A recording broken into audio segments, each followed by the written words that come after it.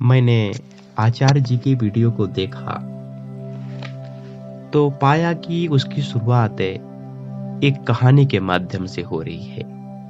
कहानी कुछ ऐसी है कि आज से कुछ वर्षों पहले ऋषिकेश में गंगा नदी के पास में एक ज्ञान शिविर का आयोजन किया गया था, जिसमें कई लोग शामिल थे। वहां जब कभी सूर्य दिखता या धूप का एहसास होता तो लोग गंगा नदी में नहाने चले जाते थे। लेकिन गंगा नदी के तट पर एक खूंटा गाड़ दिया गया था और उसमें एक लंबी रस्सी बांध दी गई थी। वहां जो भी नहाने जाता उसके लिए शर्त यही थी कि वो उस रस्सी को पकड़ करके ही नहाएगा। यदि ऐसा ना किया गया तो गंगा की धारा उसे कहीं दूर बहा ले जाएगी। वह पानी में डूब भी सकता है, उसकी मृत्यु भी हो सकती है। एक दिन की बात है, जब लोग वहां नहाने गए तो उनमें से एक युवक ने रस्सी को छोड़कर के मस्ती से नहाना शुरू कर दिया।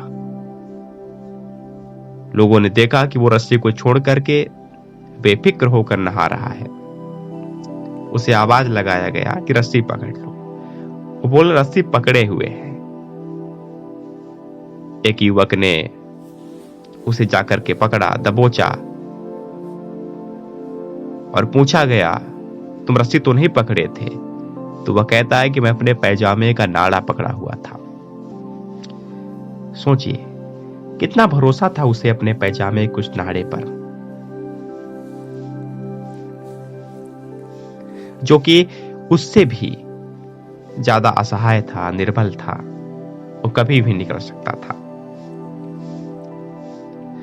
तो इस कहानी के माध्यम से आचार्य जी ने यह बताने का प्रयास किया है कि यदि व्यक्ति ये सोचता है कि वह मैं यानी खुद के भरोसे मुक्ति तक चला जाएगा, भवसागर को पार कर जाएगा, तो यह असंभव है। उसे जरूर किसी न किसी का सहारा लेना पड़ेगा। उसे गुरु बनाने पड़ेंगे। उसे गुरु के पास जाकर ज्ञान अर्जन करना पड़ेगा। जिस प्रकार से हमारे संतों ने, महापुरुषों ने किया है, फिर चाहे वो राम हो, कृष्ण हो, स्वामी विवेकानंद हो, मीराबाई हो, कबीर हो, यहां तक कि महात्मा बुद्ध ने भी गुरु बनाए।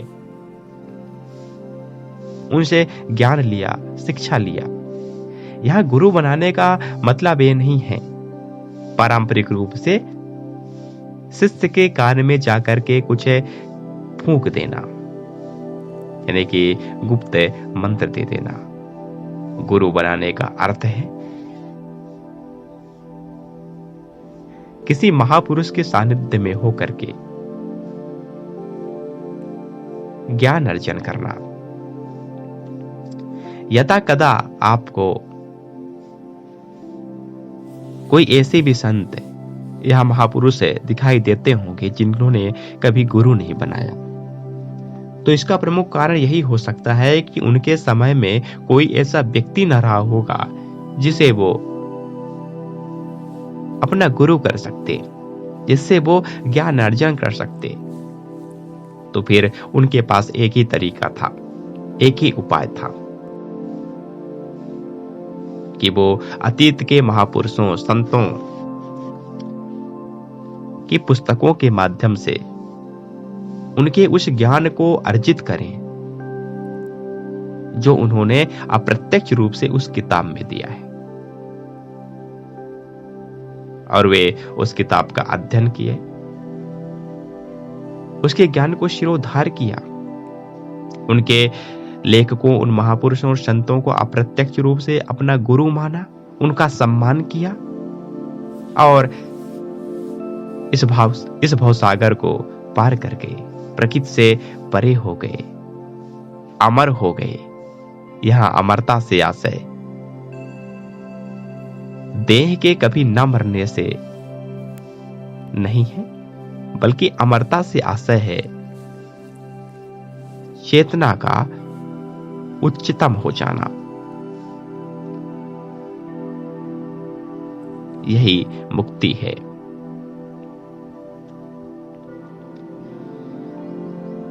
आचार्य जी ने यह भी बताया कि हम यानी कि जीव